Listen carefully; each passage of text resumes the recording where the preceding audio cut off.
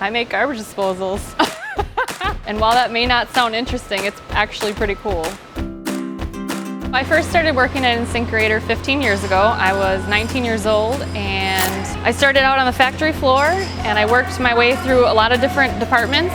And then from there I completed school and I went into the safety department. And then after the safety department I went into my new current role as manufacturing trainer. I actually train trainers. So my job involves training them in a training method in order to deliver a standardized, concise, and effective training. I love my job. There are definitely opportunities to grow and advance within the company here. Tuition reimbursement is a good way to develop yourself and get the skills that you need to move ahead in the company.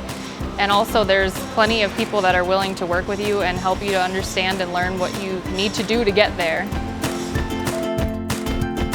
I've grown in a way that has allowed me to move up through the ranks in the company.